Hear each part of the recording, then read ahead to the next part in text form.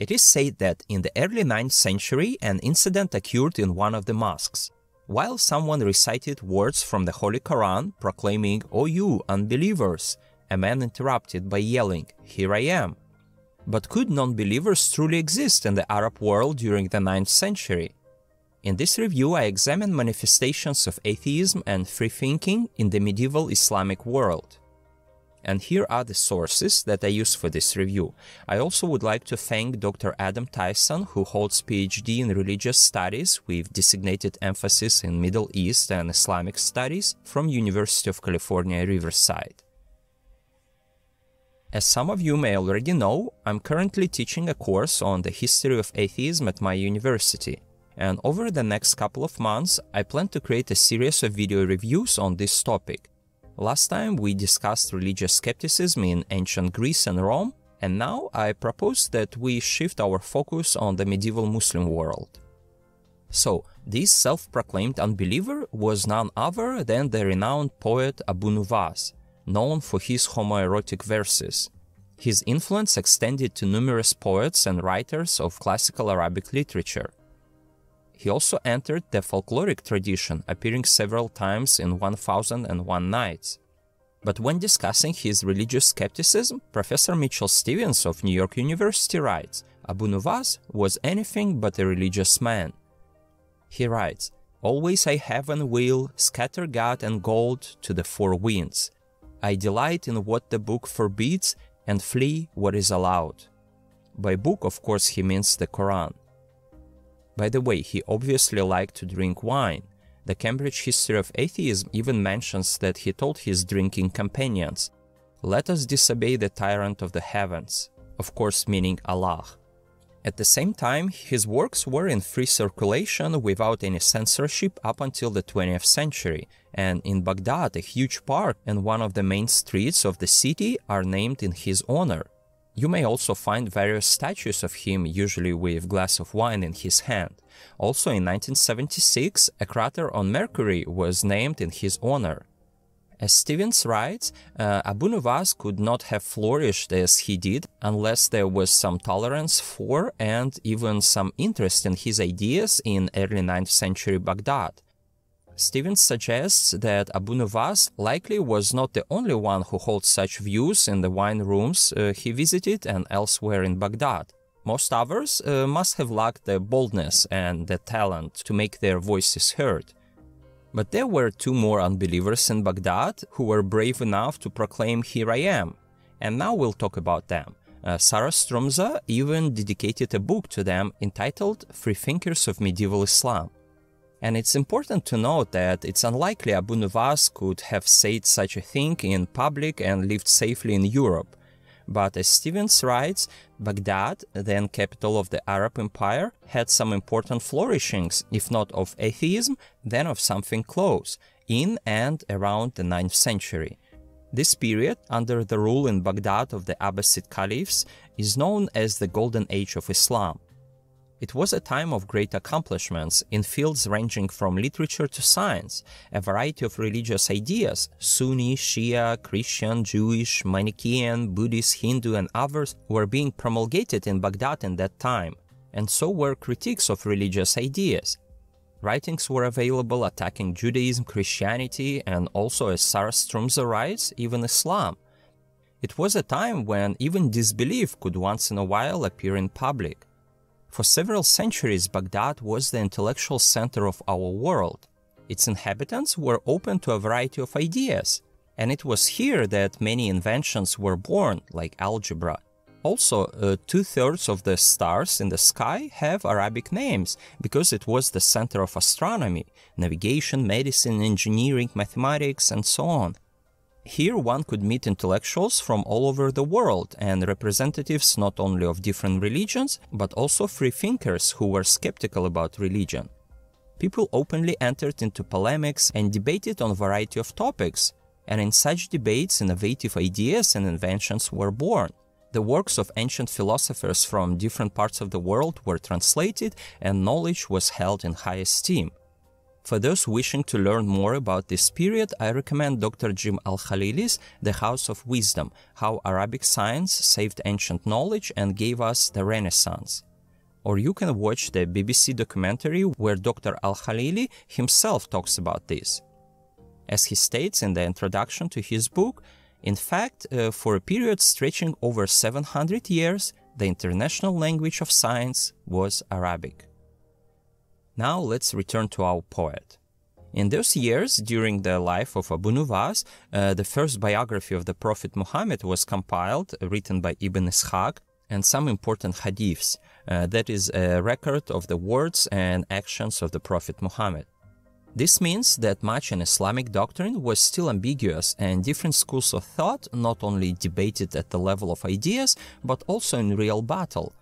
By that time, Muslims had already experienced 3 civil wars, and in the Caliphate, Arabs stood on the shoulders of the great Persian and Byzantine Empire, which means not only Arabic but also Persian intellectuals, including Zoroastrians, Christians, Jews, and others, were involved in this process of great scientific development. Let's finally move on to our skeptics, and first let's talk about Ibn al-Rawandi, who was a very influential scholar and theologian. He was a Mutazili scholar, but then rejected their doctrine and became a Shia scholar, later becoming a skeptic.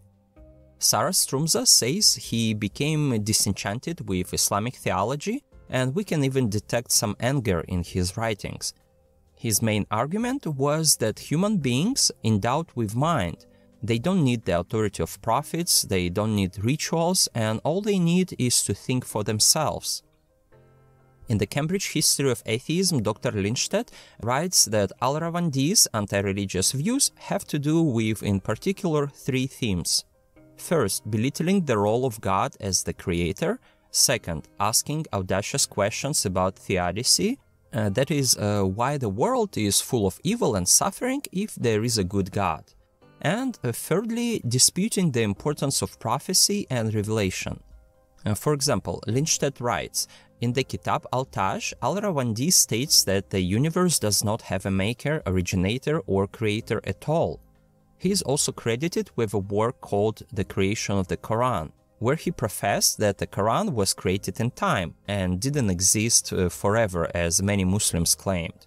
And it's not surprise at all, since before turning to religious skepticism, he was a Mutazili scholar. The idea that the Quran was created even became the state-sanctioned position of the Abbasid Caliph Mamun in the 9th century, who aligned himself with the Mutazilite school. This would only become a heretical or free-thinking view in the years after his reign. Also, from Al-Rawandi's critics, we learn that he devaluated the miracles of Abraham, Moses, Jesus, and Muhammad by claiming that they were fraudulent tricks. From the work of astronomer Al-Qayyad, we learn that in his Book of Emeralds, Al-Rawandi wrote that supposedly miraculous signs were simply fraudulent tricks, and that people who performed them were magicians and liars. He also wrote that the Quran is the speech of an unwise being, and that it contains contradictions, errors, and absurdities. In the book, he included a chapter entitled Against the Muhammadans in particular. Let me remind you that Al-Rawandi lived in the 9th century, and most of the literature on hadiths, that is a record about the words and actions of the Prophet Muhammad, combined into collections, first appeared only in the end of the 8th century, and the main ones were compiled during the life of Al-Rawandi. And in those hadiths, there were records of unprecedented miracles attributed to Muhammad. For example, among many miracles, hadiths describe that the Prophet split the moon in half, or that he could control the rain, or was able to stop the sun, or that his food would glorify God when he ate, or that from his finger a fountain of water flowed for over 1,000 people, and many similar miracles. Therefore, Al-Rawandi's reaction is quite understandable. At that time, there existed many Islamic schools of thought, and some of them were very skeptical about the entire enterprise related to hadiths. In another work, the book of Assessing the Just and the Tyrannical, Al-Rawandi engaged with the question of theodicy, which was a common theme in his works. He argued that a deity that makes people sick and poor, or that tests people with tribulations, is not wise. Moreover, he noted that he can only call stupid a deity that retaliates against someone who has disbelieved or sinned with eternal punishment. Such a retribution would be, in Al-Rawandi's opinion, disproportionate. Stevens reminds that he also attacked God by saying, "Thou didst apportion the means of livelihood to thy creatures like a drunkard who shows himself churlish." Sarah Stroumsa writes that, as someone said, Al-Rawandi's book includes such blasphemous sayings as to make one's hair stand on end. Comparing Allah with churlish drunkard might indeed be considered blasphemous, and as Lindstedt writes, though he never denies the existence of God explicitly, in his opinion the Quranic God is not merciful at all, but a despot. In addition to disparaging the Quranic notion of hell, Al-Rawandi also mocked the depiction of paradise in the Islamic scripture. He wrote a book, Kitab al-Damigh, or The Brain Basher, in which he attempted to challenge the Quran. As his critics wrote, in this book, Al-Rawandi ridiculed the fact that in the Quran, Allah is unable to count and makes basic mathematical mistakes. Also, as Paul Krauss wrote, in the Book of Emeralds, Al-Rawandi questioned the rituals of Islam. For example, he considered the pilgrimage to Mecca to be especially irrational. According to Al-Rawandi, the Prophet Muhammad brought with him things that are incompatible with reason, like prayer, abolition of major ritual impurity, throwing stones during the pilgrimage, circumambulating a sanctuary that neither hears nor sees, and running between two hills that neither help nor harm. All these are things that reason does not necessitate. What is the difference of circulating the sanctuary of Kaaba and that of circulating any other building? As Sarah Stroumsa discusses in her work, at the time of Al-Rawandi, there was another religious skeptic and critic of Islam, Abu Isa al-Warraq. As Stroumsa and Hedge claims, al-Warraq was a mentor and friend of Al-Rawandi. According to Stroumsa, he have spoken derisively of the Prophet Muhammad and wrote, "He who orders his slave to do things that he knows him to be incapable of doing, then punishes him, is a fool." In this case, he obviously is referring to a god that would order humans to act in unrealistic ways, then punish them for failing.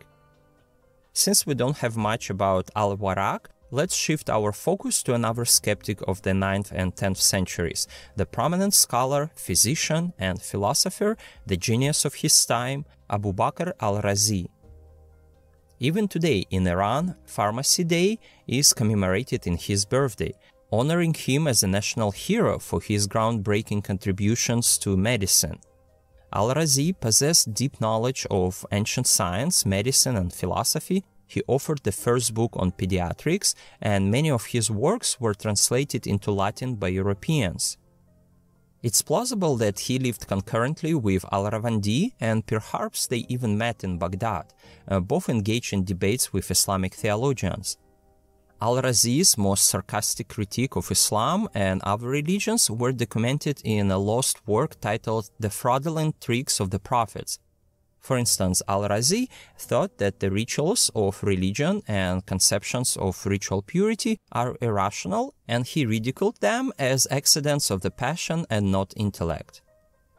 As Stroumsa writes, he believed that religions have spread with the help of bloodshed, and that the Quran is in no way miraculous in its style and contents, and that one can cite 1,000 literary works from prose writers and poets that are not only no worse but even better than the Quran. He also blamed all the religions of the world, saying that none of them could be universal because they focus only on the social context and problems of a particular society and not the whole world, and this seems absurd. In general, he said that religions are not a product of divine intervention, but are produced by people, and people simply blindly imitate their leaders. At the same time, he accused religions of being violently imposed by force, and that in most societies empirical knowledge and rational thinking are suppressed, and those people who don't want to blindly accept religious dogmas risk execution. As Stevens writes, Al-Razi asserts that people are deluded by the lies and senseless myths of a religion. If the people of this religion are asked about the proof for the soundness of their religion, they flare up, get angry, and spill the blood of whoever confronts them with this question. They forbid rational speculation. The result? Truth becomes thoroughly silenced and concealed. In addition, Al-Razi rejected the idea that a person could receive revelation from a deity, but this doesn't mean that he rejected the very idea of the existence of God. He simply considered many of the things that he saw in religion to be irrational and wanted people to be open to doubt and support their statements with evidence. At the same time, it seems that after the 20th century, putting forward similar remarks in Arabic scholarly writings would have been a risky undertaking. For instance, Lindstedt believes that later philosophers and thinkers such as Ibn Tufayl might have held doubts about organized religion, but they never ventured, for example, that the Quran might contain discrepancies. Though from his works we see a hint that organized religion is a purely human invention and that a good life is possible only in a society without organized religions. Let me also remind you that the works of Ibn Tufayl served as inspiration for John Locke, David Hume, Voltaire, and many other intellectuals of the Enlightenment. And yet, in the Islamic world, there were those who expressed their religious skepticism through poetry and prose. Therefore, now I propose to talk about such examples, namely about Abu al-Maarri and Omar Khayyam. Of course, there were many other poets and writers, and we have already mentioned Abu Nuwas, but here I'll focus only on these two poets. Al-Maarri was born in 1973 and died in 1058. He became blind at a young age. This meant that throughout his life he had servants who read him books and later to whom he dictated his poems and prose. Al-Maarri wanted to alleviate suffering in the world, therefore he opted for celibacy and veganism, which is very unusual for the Islamic world, where the slaughter of animals for ritual purposes is common. Elsewhere, he even states that he approves of body cremation, which was an anathema to the vast majority of Muslims. In addition, he opposed polygamy, considering it unfair to women, and also advocated social justice and led an ascetic lifestyle. Speaking of his religious views, Al-Maarri seemed to accept some deistic worldview, but rejected the idea of resurrection. Lindstedt writes that we have evidence that Al-Maarri knew some of Al-Rawandi's works. His freethinking includes many similarities with Al-Rawandi and Al-Razi. For all of them, religions are human enterprises, and all thought that religions have been spread with violence. As Al-Maarri wrote, "O fools, awake! The rites you sacred hold are but a cheat contrived by men of old, who lusted after wealth and gained their lust, and died in baseness, and their law is dust." He also wrote, "Of all the godly doctrine that I from the pulpit heard, my heart has never accepted so much as a single word." Or, as it's written in this book, the inhabitants of the earth are of two sorts, those with brains but no religion, and those with religion but no brains. As Brian Whitaker writes in his book Arabs Without God, Al-Maarri also mocks the pilgrimage to Mecca, where the faithful are required to walk 7 times around the Kaaba. He considered this a pagan rite that had nothing to do with pure monotheism. And he wrote that people can praise God and pray as much as they want, and even walk around the Kaaba not 7 but 70 times, but still remain impious. In another poem, he states that the black stone is only a remnant of idols. In the Cambridge History of Atheism, Lindstedt quotes Al-Maarri, "Being devout is instinctive in human nature. It is considered a safe refuge. As a young child grows up, he learns what he hears from adults, and it stays with him forever. All who dwell in monks' cells and worship in mosques accept their conditions and ideas just as any report that is transmitted without distinguishing between the truthfulness and the falsehood of the interpreter. If somebody were to find that his kin were Zoroastrians, he would become a Zoroastrian himself, or if they belonged to the Sabaeans, he would join them likewise. But where is he who can bear to submit to the ruling of reason, and who thoroughly polishes his understandings? Alas, this is to be found neither among those upon whom the sun rises, nor among those who lie as corpses in their graves. Also, there are verses in his works that suggest that he held scriptures and revelations such as the Quran to be forged by human beings. They recite their sacred books, although the fact informs me that these are a fiction from first to last. O reason, thou alone speakest the truth, then perish the fool who forged the religious traditions or interpreted them. He not only mocked the revelations themselves, but also such works as Hadith and theologians who tried to interpret them. According to Nicholson, Al-Maarri thought that religious scholars are untruthful and self-serving. At the same time, since in some of his poems he underscores the importance of practicing such rituals as prayer, fast, and alms, it's hard to say that he was an atheist. Some suggest he might be a deist. It was just the idea of organized religion that he had a problem with. Another representative of intellectual thought was the famous Persian astronomer, mathematician, and poet Omar Khayyam, who was born in 1048. As Lindstedt writes, he composed poetry in which he doubted corporeal resurrection and posed troubling questions about theodicy. As Whitaker writes, he is often cited by Arab atheists because in his poems Khayyam celebrates the pleasure of wine and sometimes mock religious belief. For example, he wrote, "Look not above, there is no answer there. Pray not, for no one listens to your prayer. Near is as near to God as any far, and here is just the same deceit as there." Here is another verse. "Did God set grapes a-growing, do you think, and at the same time make it sin to drink? Give thanks to him who foreordained it thus. Surely he loves to hear the glasses clink." Of course, it doesn't mean that we should consider Omar Khayyam an atheist.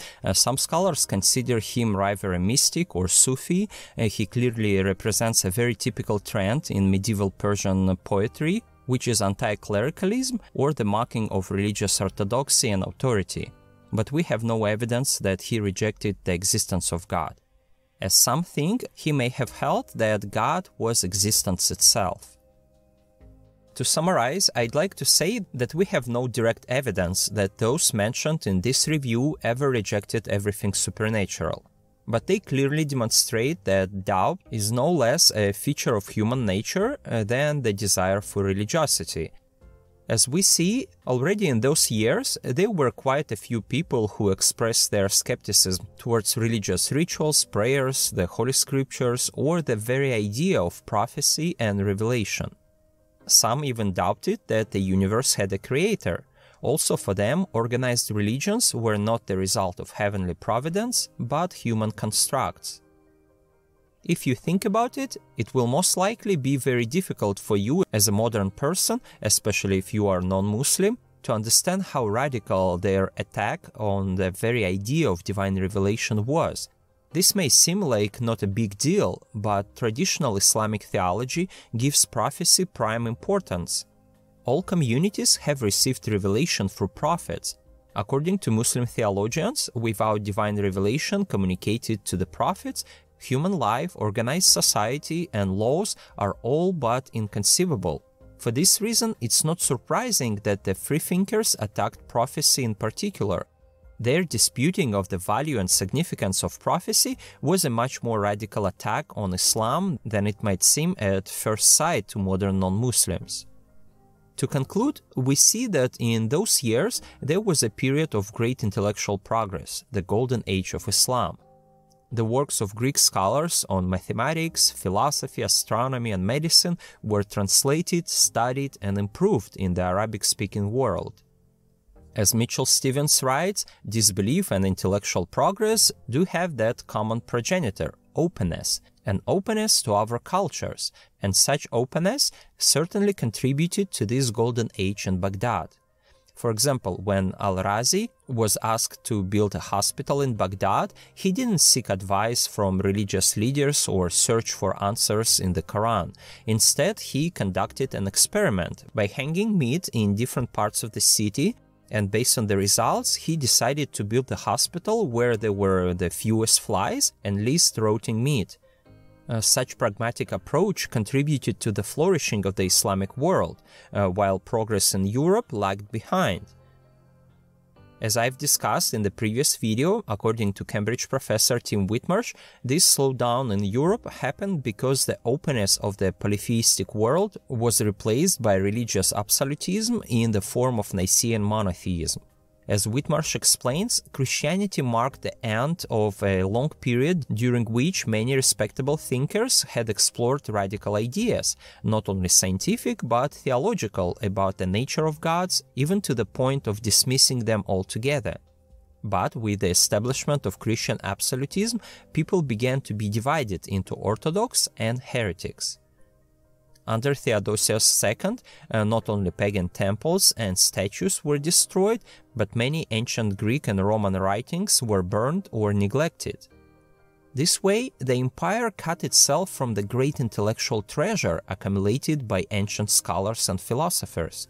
As Whitmarsh explains, the Christianization of the Roman Empire put an end to serious philosophical atheism for over a millennium.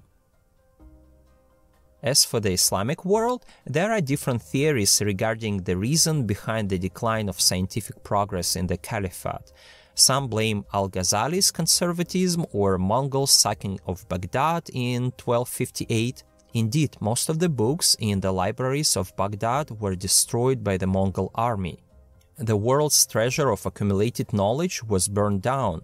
Many historians estimate that a large fraction of the city's population, which by then could have numbered close to 1 million people, were massacred by the Mongols within the space of a single week in February of that year.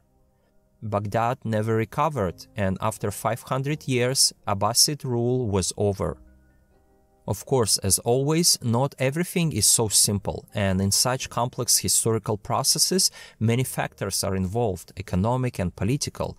As Jim Al-Khalili explains, Baghdad was far from being the only center of scholarship in the Arabic-speaking world by the middle of the 13th century.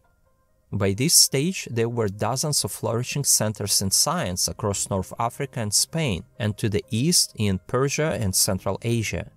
So historians keep arguing about the reasons for decline of science in the Muslim world, some even claiming that it never ended, or that the golden age of Islam lasted for several centuries after Mongols. There was the Reconquista and many other factors. However, there was a significant possibility that the scientific revolution we've witnessed in Europe could have occurred in the Muslim world.